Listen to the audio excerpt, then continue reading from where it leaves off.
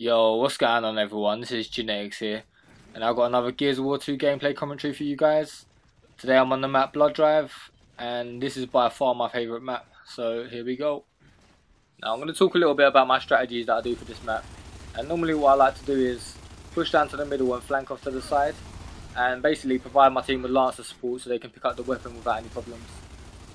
Blood Drive is one of the maps that's pretty dependent on the power weapons and map control, and I'll say this because if you're the team that didn't pick up the power weapons, your team normally tends to get pushed up to the top of Blood Drive or even into your spawn. Or even like this guy where he's the last guy alive and he's trying to run but my teammates block him off from the other side, so easy win for us. And normally what I do for the frag round is pick up the frags and bring him down to the middle to try and help my teammates out. But what I see some people do when they have frag grenades is they throw one frag grenade at a time when they see the enemy team. And this is not a problem, but one frag grenade is pretty easy to dodge. So I recommend to anyone with the frag grenades, make sure you throw 2 frags at a time, because you're more likely to get a kill, and plus it's got a bigger blast radius. So as you can see right now, we're pushing the other team back up to the top of Blood Drive. And you also may have noticed that I always press the LB button just to check where my teammates are. And right here my friend called out that one was down, so I threw in 2 frags but only managed to get the one person. So here I am checking where my teammates are, and I see one of my teammates has gone into the back of their base. Now I forgot to mention that in this game I'm playing with 4 people I know and 1 random, and that guy there was the random in our team that just died. And a few of you may be thinking, why didn't I go and back that teammate up? And the reason was because even though I only saw 1 person there could have been another person behind the wall. So I took the safer option and came back to frags.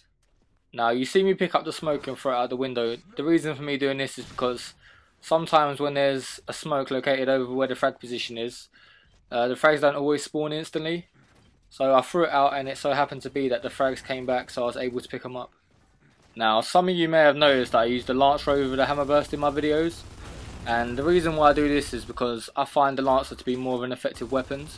And by this I mean, it's got a bigger clip size than the Hammerburst, and it's also more accurate when shooting from a distance. And that's what weapons like the Lancer and Hammerburst should be mainly used for, shooting from distances.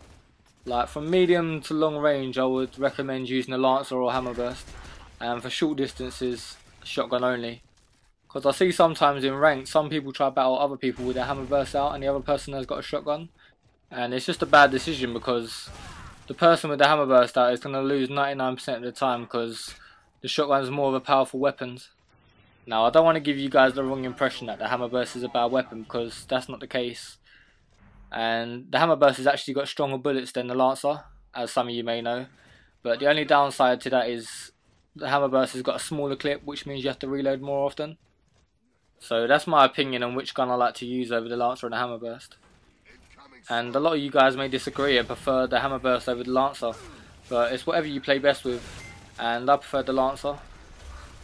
So this round I pick up the Torpedo and I actually fail pretty bad with it, so I speed up the clip just to basically not waste any time. Now I've got my teammates flanking round from their hospital, and I see my teammate go down at the top of their steps, so I basically helped him the first time but I couldn't get to him the second time because they threw an ink. So I saw 3 of the locusts outside the spawn before I come in here. So I'm basically hiding in little spawn just to see if any of them come in. And one guy comes through the ink, which I take out pretty easily. Then I wall bounce and just react and just take out the second guy, which is pretty nice. Now I see this guy down the bottom of the steps and he decides to take me on the grand tour of Blood Drive. So I'm basically just chasing him around the map for a little bit, just being cautious as I enter the corners just in case he turns round. So I called out to my other teammates that he was across the other side of the map, and they come up the main stairs to try and block him off. And right here I didn't even have a clue where he went to.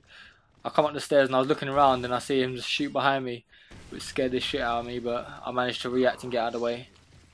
Then the random on our team has the flamethrower but he can't use it properly and manages to get one-shotted by the guy, and I'll just pick up the kill to end the round.